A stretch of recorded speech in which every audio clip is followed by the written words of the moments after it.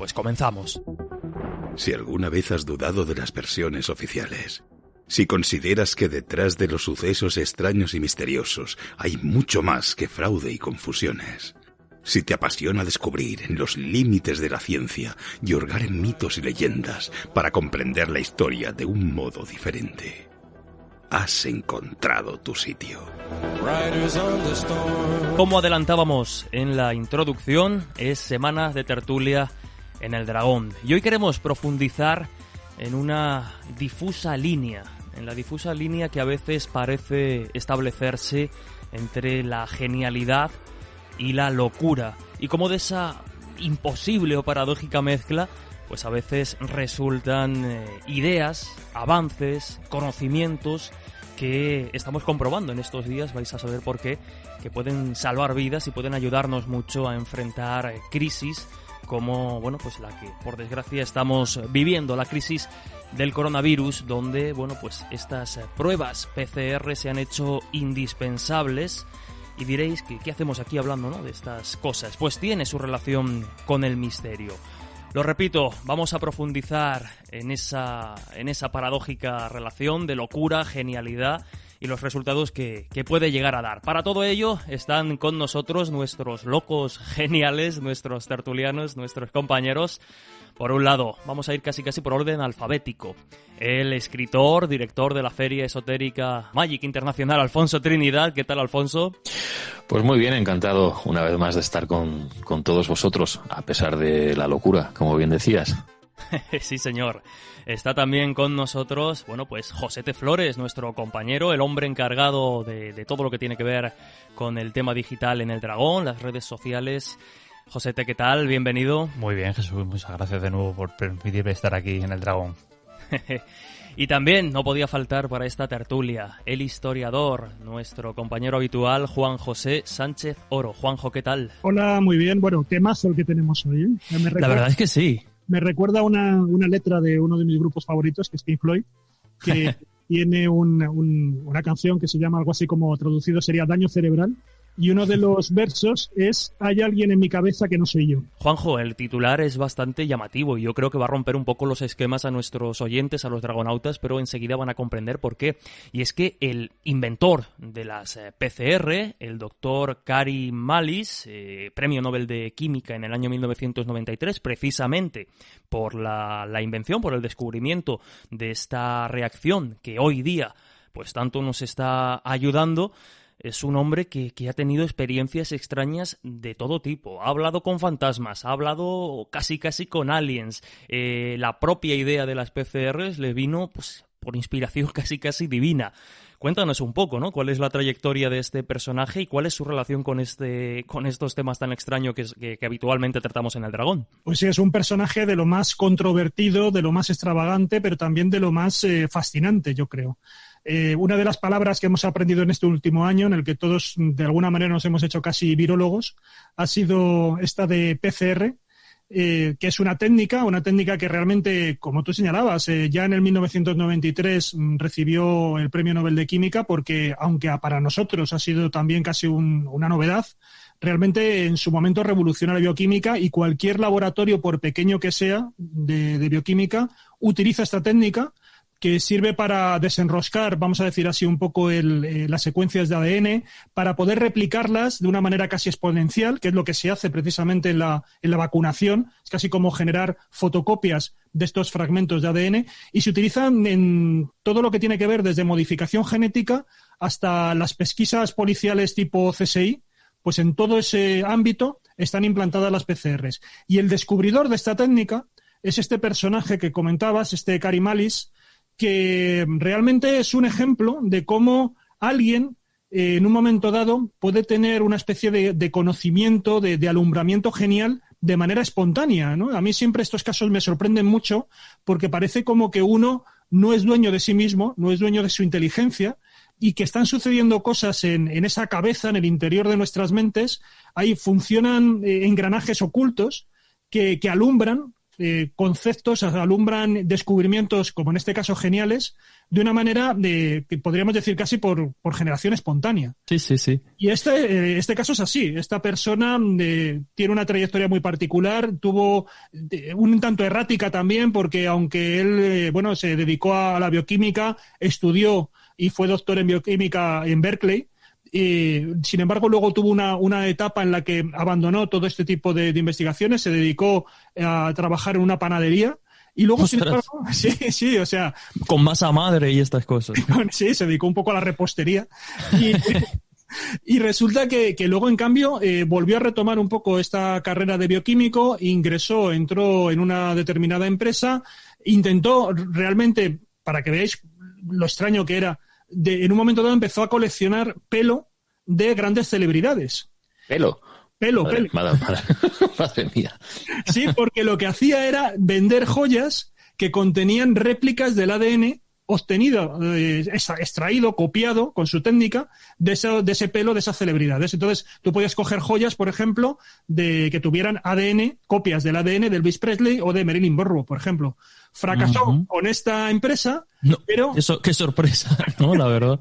Sí, pero en cambio sí que, ha pasado a la posteridad por ese descubrimiento que comentábamos de la técnica PCR, que, muy rápidamente podemos decir que ocurrió. Él estaba rondando esa idea mientras trabajaba para esta empresa, cómo poder hacer ese sistema de replicación del ADN, y sin embargo se le ocurrió de una manera muy normal cuando iba conduciendo. Él iba a una casa que tenía, una casa de campo en California, y iba por la noche conduciendo, como digo, una noche normal. Él lo narró luego esto para la revista Scientific American, y él dice que iba simplemente conduciendo, estaba ya bien entrada la noche, y de pronto, sin saber un poco ni cómo ni por qué, de pronto le vino a la cabeza la ocurrencia de cómo hacer ese PCR. De hecho, tuvo que aparcar en el arcén de la carretera. Iba acompañado de una mujer que también un poco se molestó porque iba durmiendo, esa pasajera,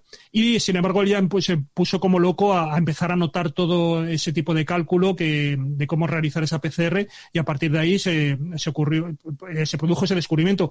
Lo que él le llama la atención es que una vez que ya vislumbró este descubrimiento, dice que era muy sencillo, que estaba al alcance de cualquiera. Que no entiende por qué no solamente no se le había ocurrido a él, sino que prácticamente se le podía haber ocurrido a cualquier otra persona. Y que, sin embargo, pues fue esa noche, camino de este lugar, que luego comentaremos que es un lugar muy particular, esta casa, donde finalmente, ahí digamos que se concibió, se gestó ese futuro premio Nobel.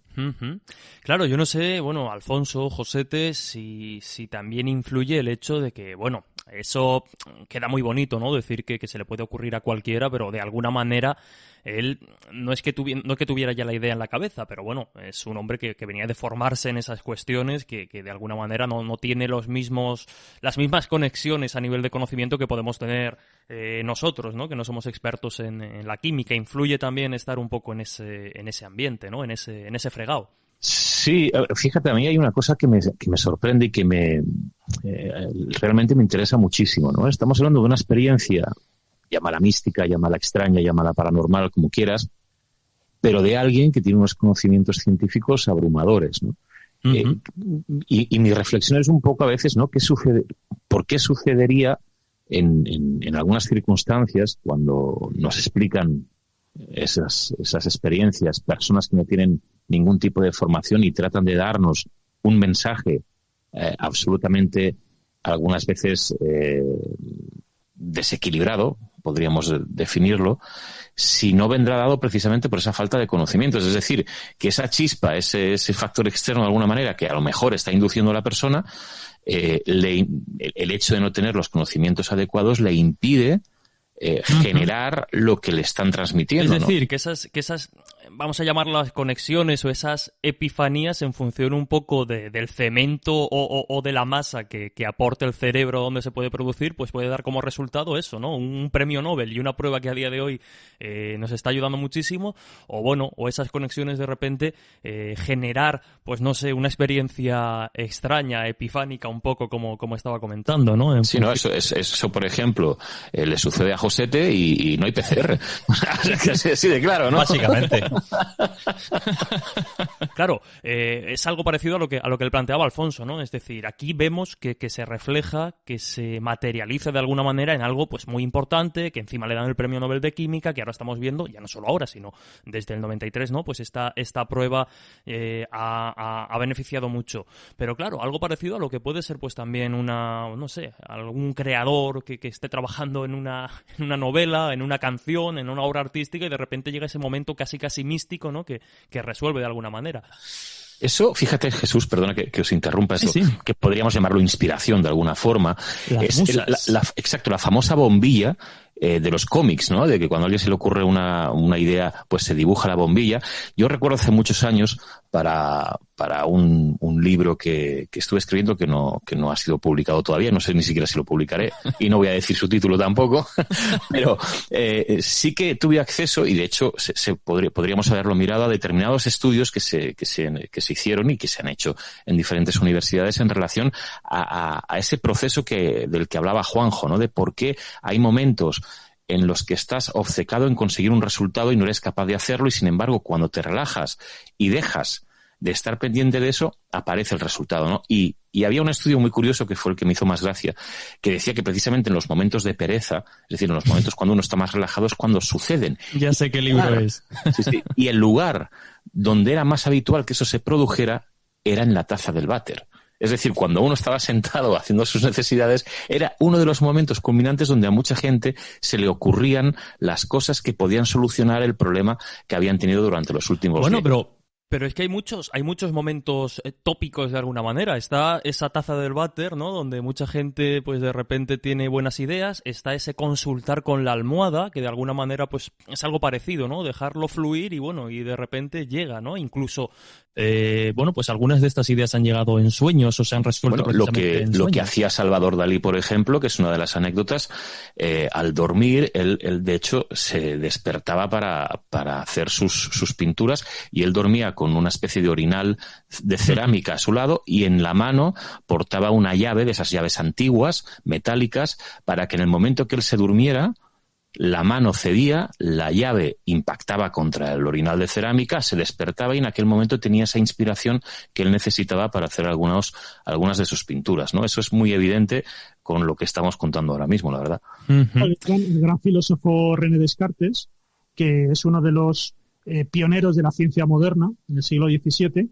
él reconoce en textos biográficos que gran parte de su famoso método le vino a través de los sueños. Y él narra una secuencia de sueños donde prácticamente ahí le fue transmitido o se gestó también todo lo que era ese pilar fundamental de su filosofía. O sea que hay también la experiencia lúdica como momento creativo. Como tú decías, Jesús, ¿no? Es algo que también tenemos reiteradamente, hay muchos casos que se han producido en esa línea. Uh-huh. Pero si te parece, Juanjo, hasta aquí, pues lo podríamos dejar en una curiosidad, en algo llamativo, pues en uno de esos, entre comillas, tantos momentos que como estamos comentando nos podríamos encontrar en el arte, en la ciencia, en las letras, en fin. Pero es que este personaje, este creador o inventor de la PCR, descubridor, mejor dicho, es que tiene una vida llena de, lo comentábamos, ¿no? De momentos extraños y de episodios realmente llamativos, porque es que este señor afirma haber tenido contacto o haber hablado con su abuelo fallecido. Sí, él fíjate que incluso ha llegado a decir en algún momento que seguramente la ingesta de LSD le provocó, a lo mejor, esa ocurrencia espontánea que hemos comentado de las PCRs, porque él, durante una larga etapa de su vida, estuvo consumiendo drogas psicoactivas. Es más, él dice en su biografía que ese consumo le vino inducido por su madre, porque su madre, que era consumidora también de diferentes barbitúricos, lo que hacía era que también se los daba a él de pequeño para que se fuera a dormir. Entonces ahí fue donde empezó ya a familiarizarse con este tipo de drogas y se hizo adicto, aunque lo que comenta es justamente que tiene una experiencia ya de adulto, cuando él, residiendo en California, tenía una casa que además dice que tenía unas vistas hacia San Francisco, además hacia el puente Golden Gate, este famoso puente colgante, y que resulta que estando allí, en el año 1986, resulta que se murió uno de sus abuelos a la edad de 92 años. Bueno, pues él asegura en el texto, fijaros dónde lo asegura, en el texto que él envió a la Academia Sueca para recibir el Nobel, en lo que sería un poco así la reseña biográfica, y esto se puede consultar en la página web de esta academia, cuenta, sin ningún pudor, la siguiente experiencia, y es que ese abuelo fallecido se le apareció en su casa en diferentes tardes y estuvo manteniendo el doctor Malice conversaciones con este difunto en una mesa, con unas cervezas, tomando unas cervezas, y para parecer su abuelo, su familiar, estaba como muy preocupado de cómo estaba la situación en California en aquellos momentos, y mientras estaban bebiendo cerveza, pues mantenían ese alegre diálogo durante varias noches con absoluta naturalidad. Una experiencia, dice, que absolutamente vívida, que por supuesto sus amigos, dice que cuando se lo contó, pues decían que lo consideraban como algo excesivamente imaginativo, pero él apunta en esa reseña que digo que aparece en la página web de la Academia Sueca, dice que él cree que era más probable haberse encontrado con su abuelo difunto que la mayor parte de nuestras matemáticas actuales y al menos la mitad de nuestra física. Y eso que ambas cosas dice que le gustan mucho.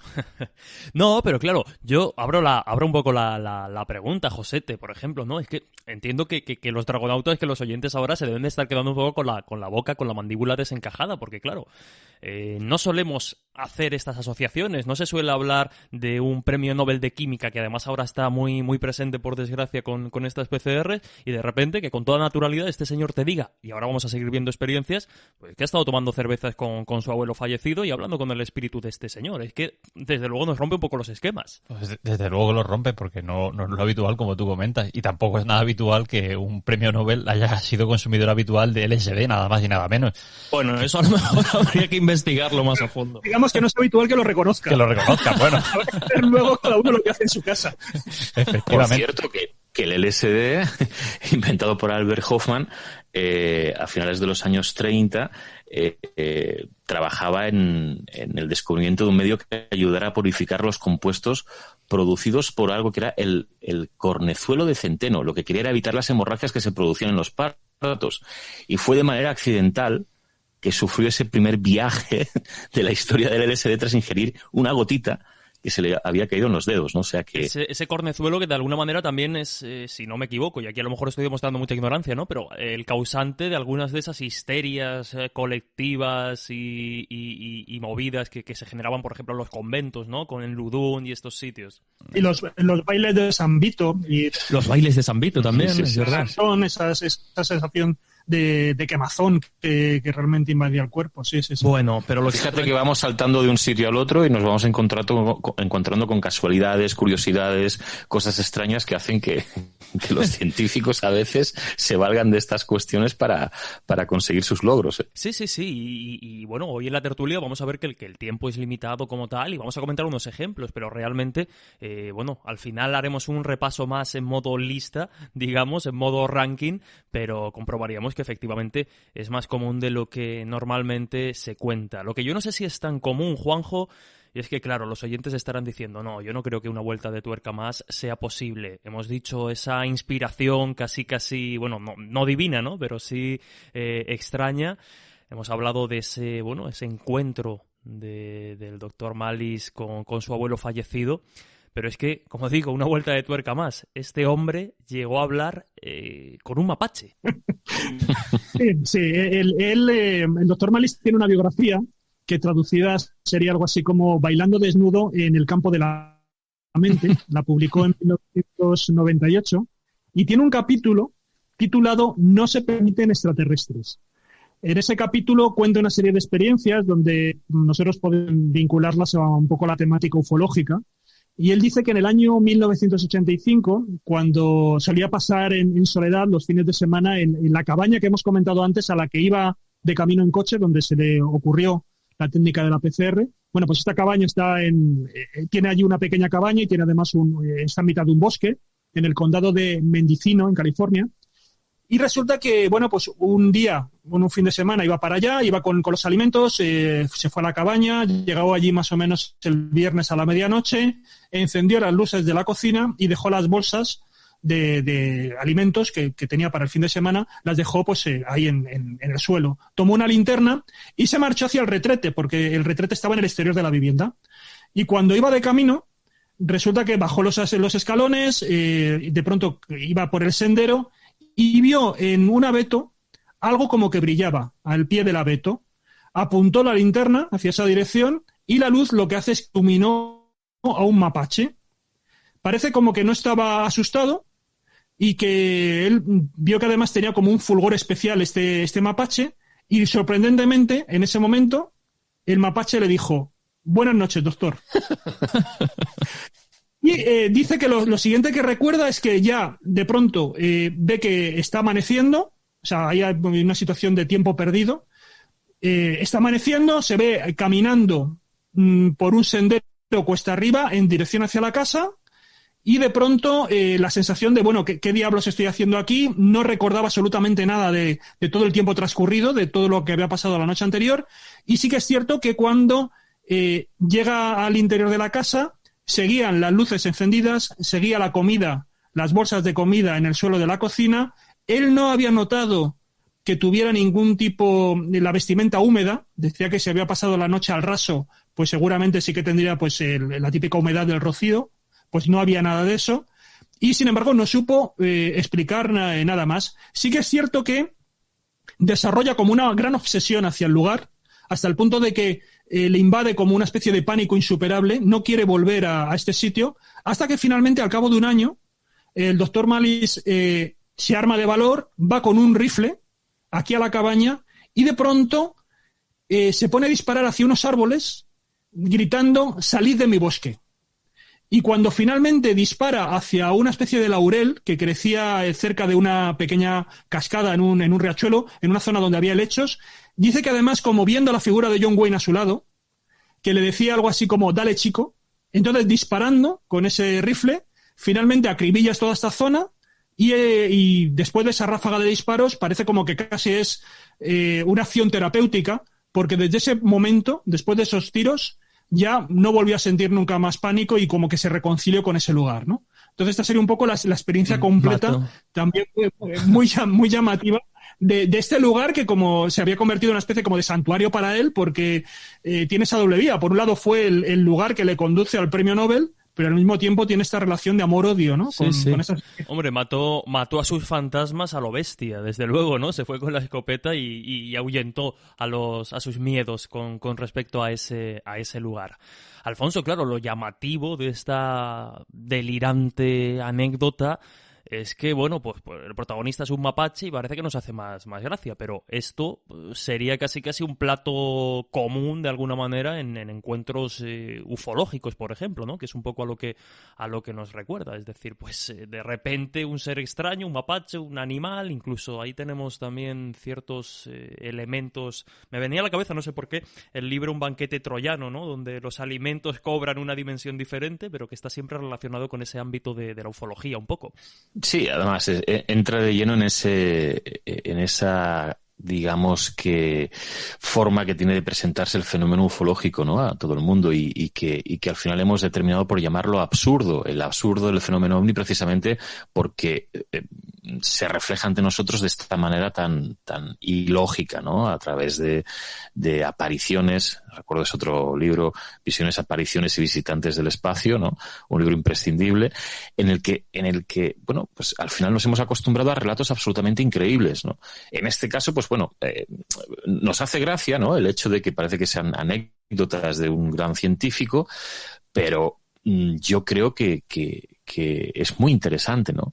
Que tengamos, es decir, digamos que es el testigo que todo investigador nos gustaría encontrar para poder de alguna manera ratificar lo que está sucediéndole a miles y cientos de miles de personas en la historia, ¿no? Y tiene su vinculación ufológica de alguna manera también este personaje, ¿verdad, Juanjo? Porque bueno, tiene ahí una pequeña anécdota, digamos, con un clásico del mundo de los ovnis. Sí, porque como decíamos, está todo esto dentro de ese capítulo donde él lo titula No se permiten extraterrestres, le da un cierto vínculo a la cuestión, lo relaciona con estas temáticas así ufológicas y también con este lugar. Cuenta también en este mismo capítulo que estaba en un momento dado paseando el doctor Mallis por no sé si era por San Francisco, me parece que no, por San Diego, y resulta que pasa por un escaparate y de pronto como que se le queda la mirada pegada a un libro muy concreto, que era el libro Communion, el libro escrito por Whitley Strieber. Y es cierto que esa portada es muy particular porque, bueno, si recordáis, que perfectamente lo sabéis, pero bueno, para recordar a lo mejor a los oyentes, aparece la figura de un alien, de un gris, un individuo, un humanoide con la cabeza con forma ovalada, con ojos grandes, ¿no? Que es realmente muy magnética. Y de hecho, en su momento esta portada generó muchos testimonios de personas que también les trasladaba o les provocaba determinados estados de ánimo muy extraños, ¿no? Entre perturbador, entre ensoñación. Bueno, como digo, también se ha convertido en una especie de icono moderno dentro del mundo de la ufología. Pues de momento digamos que se quedó con la copla el doctor Mullis de esta portada, pero es que al cabo de un poco tiempo recibe una llamada de su hija que le dice, papá, hay un libro que quiero que leas, se llama Communion. Y luego, a partir de eso, le empieza a narrar su hija una experiencia que ha tenido en la famosa cabaña que estamos comentando de Mendocino. Dice que ella estuvo allí, fue a pasar también unos días con su novio, y que de pronto, en un momento dado, bajó, abandonó la casa, se puso a caminar, se marchó por 3 horas, y de pronto el novio empezó a buscarla por todas partes porque no la encontraba. Empezó a gritar su nombre por el bosque, no la hallaba, no había ningún tipo de respuesta, y al día siguiente, de pronto, aparece de nuevo la hija, ya la encuentra su prometido, pero ella es incapaz de recordar el tiempo que había pasado ni dónde había estado. También tuvo una experiencia ahí también de tiempo perdido. Entonces, claro, él no sabe muy bien qué es lo que ocurrió. Parece que de esta manera un poco también le sirve al propio doctor Mallis para confirmar también la experiencia que él había tenido, ¿no? Que realmente no estaba tanto de una alucinación, sino que 2 personas de su familia en el mismo lugar habían padecido, ¿no? Habían experimentado la misma vivencia. Y no sabe ir mucho más allá de ello. Él sí que va a ir reiterando a lo largo de su biografía la experiencia que ha tenido con el LSD, o sea, como decimos, no tiene ningún problema, ningún escrúpulo en reconocerlo, al contrario, e incluso él también comenta que tuvo determinadas experiencias telepáticas, siempre con consumo del LSD y practicando esa especie de transmisión de pensamiento con su asistente. Los dos ingerían LSD y en ese momento, digamos así, especial psicodélico, pues trataban de transmitirse mensajes que a su juicio, según comentan las páginas de este libro, pues parece que sí, que eran bastante exactos, ¿no? Pero bueno, esto es un poco lo anecdótico también, ¿no? Y que en este caso ya no estamos hablando solamente de su experiencia subjetiva, sino que también hay otra persona de su familia que habría vivido algo parecido. Algo que, bueno, es extraño obviamente, pero justo mientras Juanjo nos contaba esta anécdota relacionada con el doctor Mallis, el descubridor de la PCR, de esas pruebas que por desgracia tan de moda están de alguna manera, y yo lo pensaba, ¿no? Porque lo ha comentado Juanjo, Alfonso, pero es verdad que es que el libro Communion generó una conmoción en la época insospechada. Entonces, justo cuando contaba eso, yo pensaba, digo, bueno, tampoco quizás sea tan extraño el hecho de que la hija le hablase de este libro, porque lo cierto es que conmocionó y removió a la sociedad de la época. Sí, o sea, fueron de la mano tanto Whitley Strieber como Bud Hopkins, fueron 2 personajes que hicieron remover incluso los cimientos judiciales en Estados Unidos, porque a raíz de esos libros mucha gente empezó a rescatar supuestamente recuerdos de cuando eran niños que habían visto esos seres, pero muchos de ellos, muchas personas que habían leído esos libros, por ejemplo, pues lo que hicieron es acudir a regresiones hipnóticas, ¿no? Y lamentablemente una de las consecuencias de esas regresiones hipnóticas fue que muchos de los pacientes en esas regresiones lo que recordaban eran los abusos sexuales a los que habían sido sometidos por parte de algún familiar, generalmente el padre. Fue tal la cantidad de casos que al final tuvieron que echar para atrás porque se dieron cuenta de que algo no funcionaba. Y lo que no funcionaba, obviamente, en muchos casos, pues era la regresión hipnótica, ¿no? Te inducían a pensar que habías tenido algún episodio traumático en tu vida.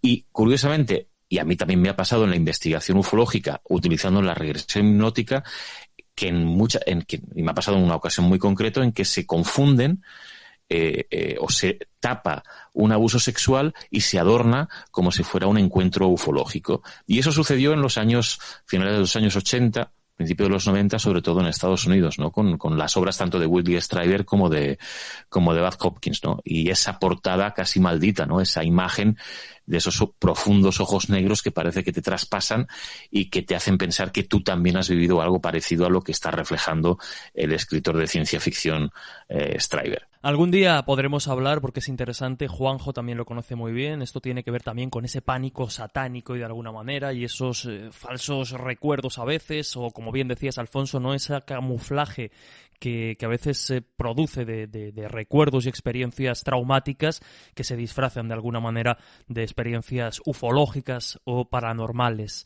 Pero no me gustaría pasar a otro tema, dar paso a Josete, porque vamos a seguir hablando de esa fina línea, ¿no? De locura, genialidad y de cómo a veces es más complicado de lo que parece, sin comentar pues una anécdota que relaciona a este personaje, al descubridor de la PCR, a Malis, al doctor Malis, con nuestra región, con Castilla-La Mancha, concretamente con Toledo, donde, se permitió el lujo ya, con su Nobel de Química en sus manos, de cambiar una charla prevista y hablar de otra cosa completamente diferente.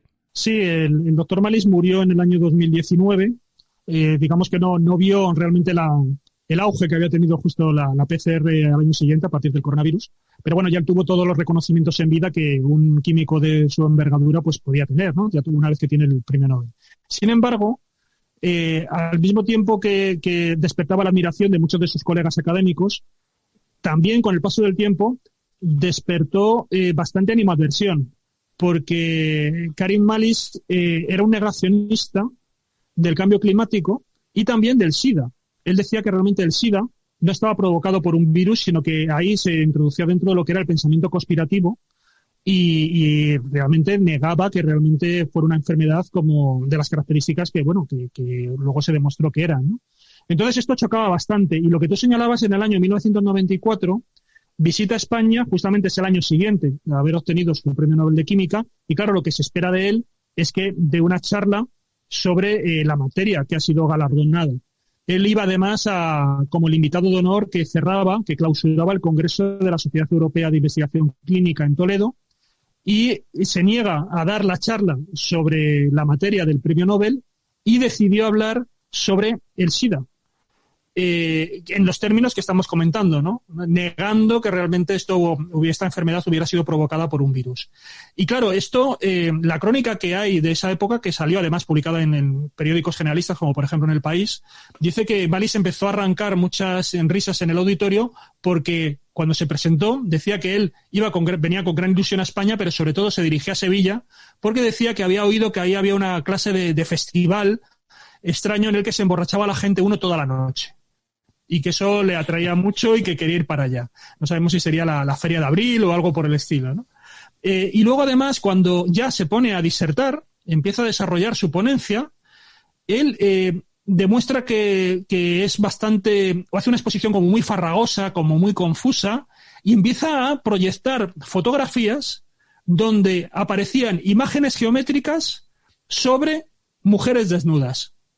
Entonces empezó a indicar que realmente no había ningún tipo de prueba científica de que ningún virus causase el SIDA, que realmente lo que ocurría era que cuando alguien estaba enfermo, pues se le podía, enfermo de SIDA, si tú te ponías a buscar en su organismo seguramente darías con algún tipo de virus, y cuando luego le empezaron a preguntar que cómo se transmitía la enfermedad de madre a hijo, que cómo la podían contraer, por ejemplo, los hemofílicos, ahí él era incapaz de contestar todo ese tipo de preguntas, ¿no? Solamente se movía en ese ámbito, como decíamos, brumoso de la conspiración, y entonces fue una experiencia para los presentes bastante decepcionante, ¿no? De una persona de esta envergadura que se manifiesta de esa forma.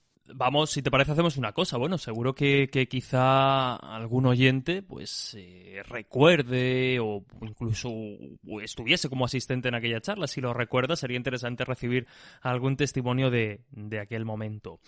Si os parece, Juanjo, Alfonso, Josete, vamos a hacer una breve pausa, muy breve. Pero continuamos enseguida, porque si hemos visto que el descubridor de la PCR tiene una vida movidita, extraña, delirante, en esa fina línea, ¿no?, que decíamos al inicio de locura y genialidad, una locura de alguna manera que se manifiesta en experiencias extrañas, y esa genialidad, ¿no?, que nos ha dado pues la prueba que de alguna manera nos está ayudando a detectar y a combatir en cierto modo el coronavirus. Algo que también nos hemos acostumbrado en los últimos meses, es importante, es el hecho de lavarnos las manos, precisamente pues para desinfectarnos, para eliminar bacterias, para eliminar gérmenes y para eliminar probabilidades de contagiarnos y de infectarnos de determinadas enfermedades. Vais a ver que detrás de ese pequeño gesto que hemos asimilado como normal, también hay una historia, en cierto modo, de locura, quizá de locura infundada, y quizá un poco más trágica que la que hemos contado con el Dr. Malice. Pero eso va a ser a la vuelta, en apenas unos minutos aquí, en El Dragón Invisible. Historia. Que desconocemos mucho el mundo ritual en esta época porque no hay textos, pero la cosa de la prehistoria. Misterio. Era algo que sobrevoló su coche a gran velocidad, que casi se le echa encima. Ciencia. Tú tienes una respuesta a nivel cerebral de que pues el tálamo no se espabila, tienes una limitación a nivel de movimiento, pero la consciencia está completamente despierta. Conspiraciones. Actúa siempre, en todo momento, como que alguien te estuviera grabando, porque la realidad es que alguien te puede estar grabando. El Dragón Invisible, con Jesús Ortega. ¿Qué tal? Bienvenidos una semana más a El Dragón Invisible. Los domingos a las 10 de la mañana en CMM Invisible Radio Castilla-La Mancha. En esta ocasión, semana de tertulia, con nuestros colaboradores habituales, Alfonso Trinidad, Juanjo Sánchez Oro y Josete Flores. Nuestro objetivo esta semana era pues caminar, transitar un poco en esa fina línea que muchas veces nos encontramos entre locura, genialidad, descubrimientos extraños. Hemos hablado del Dr. Malice, el Premio Nobel de Química en 1993, precisamente por el descubrimiento de esas PCR que ahora pues se están convirtiendo en fundamentales.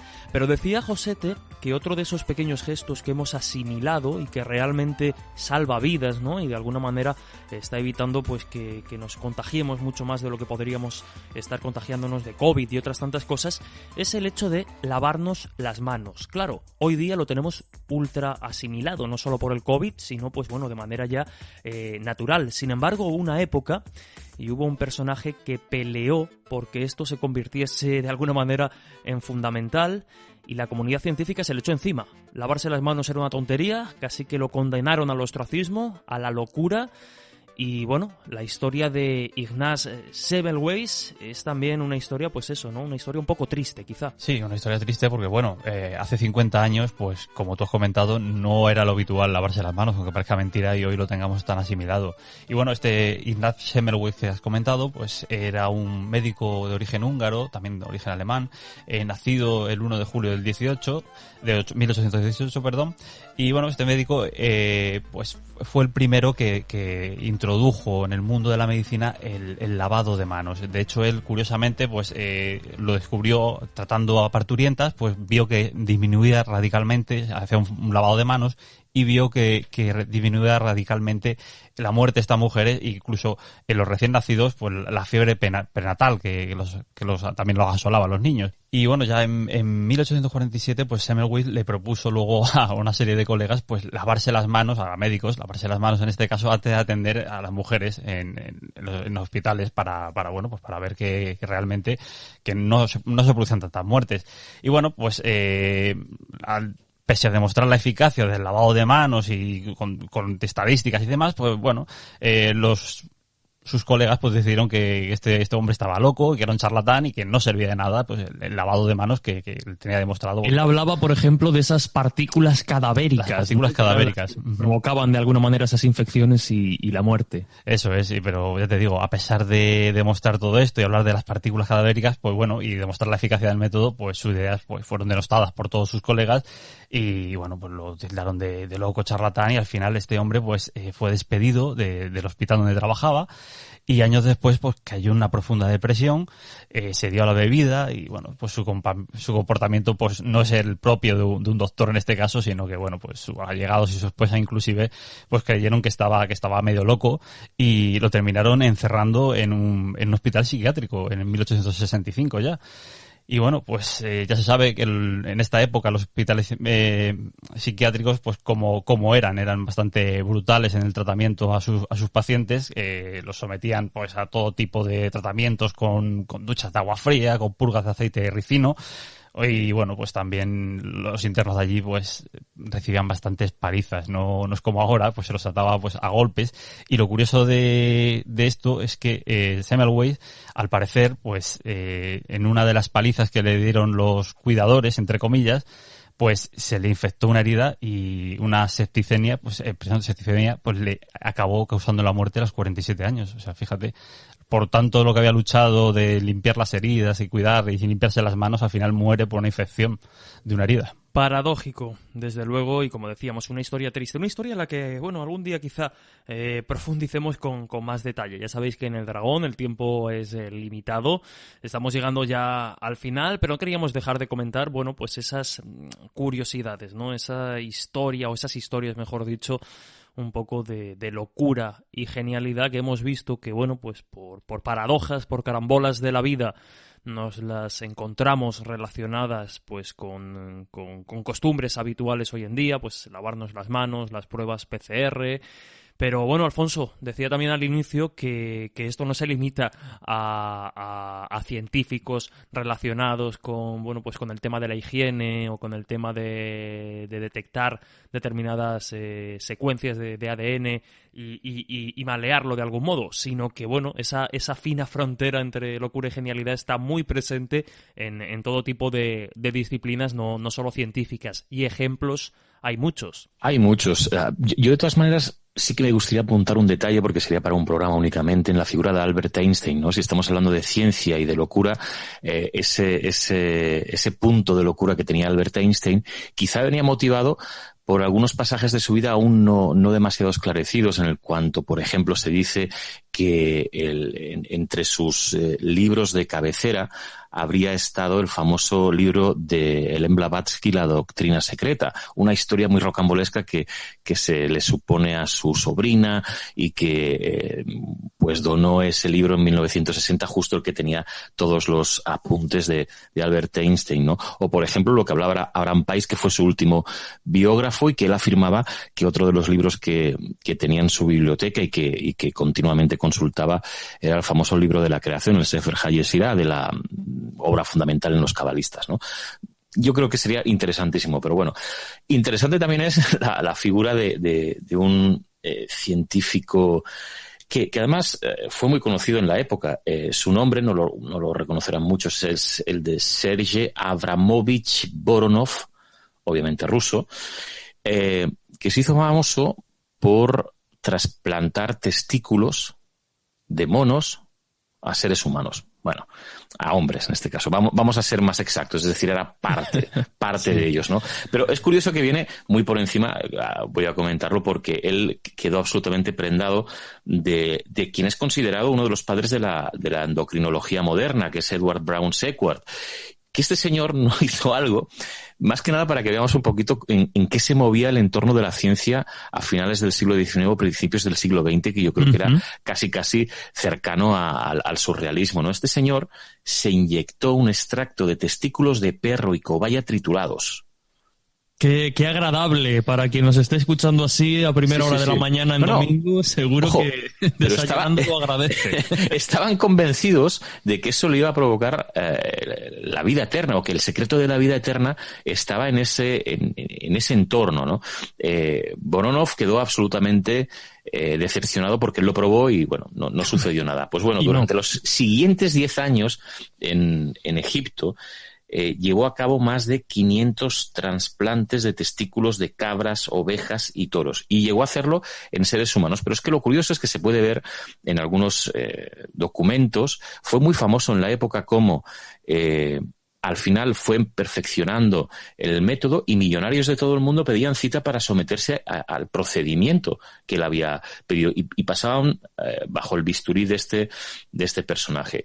Y fue recopilando fotos del antes y después de haber ejecutado su operación. Y curiosamente, pues la gente parecía que estaba mucho más joven. Al final, obviamente, se determinó que todo lo que había hecho no había servido prácticamente nada, a pesar de que se utilizó para otras cosas. Pero fíjate que en los años 40 los tratamientos de Voronov estaban catalogados como falsos, ¿vale? Pero cuando murió en 1959, después de una caída, los ridiculizaron, pero luego en los años 90 algunos científicos, incluso, fíjate qué curioso, culparon a los experimentos de Voronov de la mutación que permitió al VIH infectar a los humanos.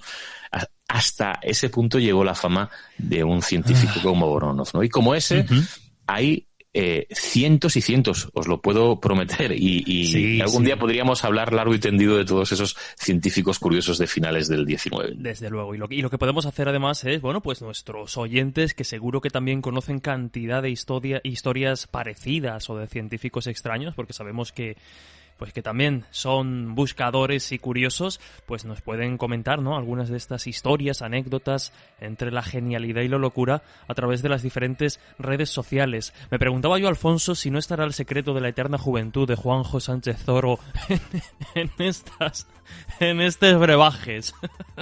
A saber de lo que es capaz el amigo Juanjo Sánchez Zoro. Les diré dónde tengo yo el trasplante.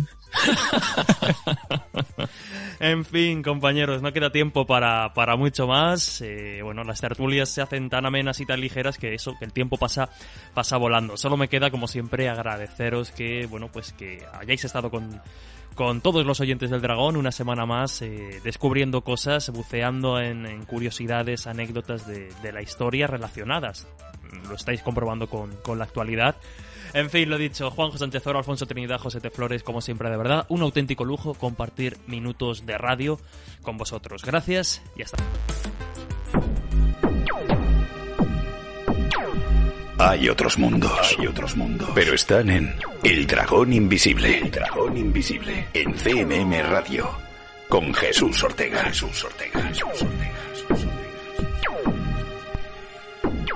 CMM Radio.